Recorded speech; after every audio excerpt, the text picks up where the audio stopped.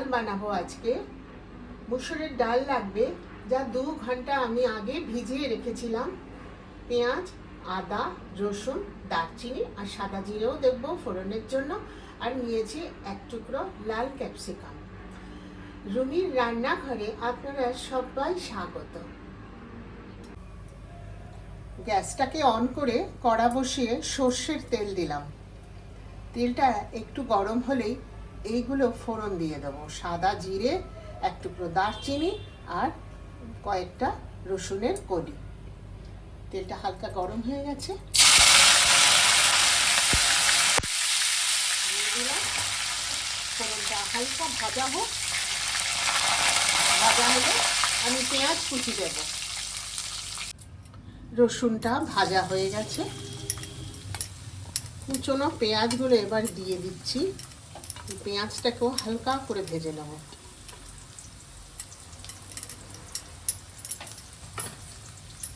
অল্প একটু ভেজে নেব।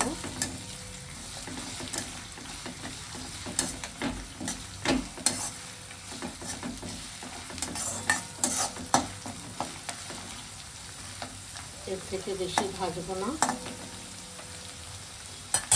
এবারে ধুয়ে ভিজিয়ে রাখা মুসুরের ডাল, যেটাকে জল ঝরিয়ে নিয়েছি, সেটাকে ঢেলে দেব। দিয়ে এটাকে আমি 2 থেকে 3 মিনিট ভাজা করব।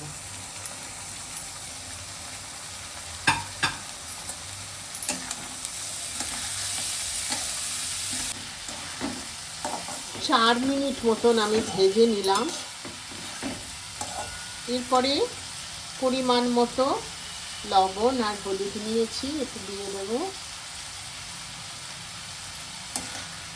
নেড়ে নিয়ে ক্যাপসিকামটা যে রেখেছিলাম ছোট ছোট টুকরো করে কেটে নিয়েছি, ওটাও এবারে দিয়ে দিলাম। দিয়ে আবার 1 থেকে 2 মিনিট আমি ভাজা করে নেব। এবারে খোসা ছাড়িয়ে রাখা 1 টুকরো আদা গ্রেটারে কুড়িয়ে দিচ্ছি।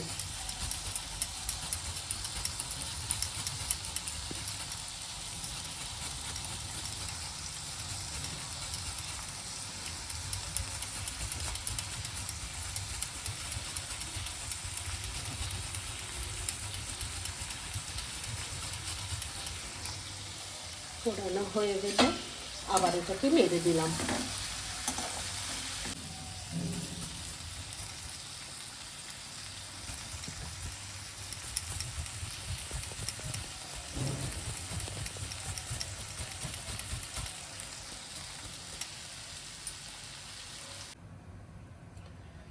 একটু জল বসিয়ে দিলাম, জলটাকে ফুটিয়ে নেব।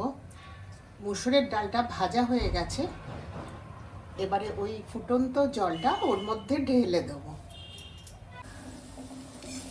মুসুরের ডালটা এইরকম অবস্থা। একটু নেড়ে নিয়ে জলটা ফুটে উঠেছে, জলটা ঢেলে দিলাম।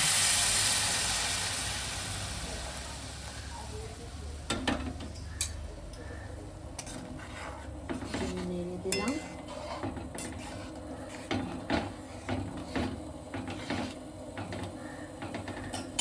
জলটা একটু ফুটে উঠুক, তখন আরেকবার আমি পেঁয়াজ আর লঙ্কা দেব। মুসুরের ডাল ফুটে উঠেছে, কাঁচা লঙ্কাগুলোকে 2 ভাগ করে রেখেছি, দিয়ে দিলাম।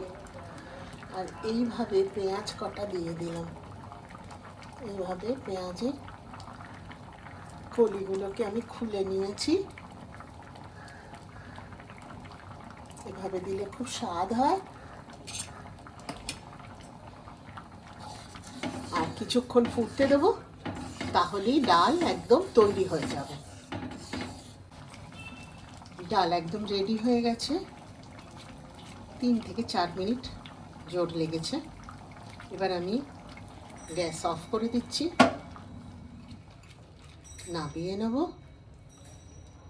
নামিয়ে নিয়ে এইভাবে ছড়িয়ে দেব।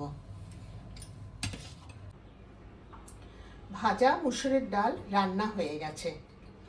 পেঁয়াজের কলিগুলোকে ওভাবে ছাড়িয়ে আমি ওর ওপর ছড়িয়ে দিয়েছি, তাতে খেতে আরও ভালো লাগবে।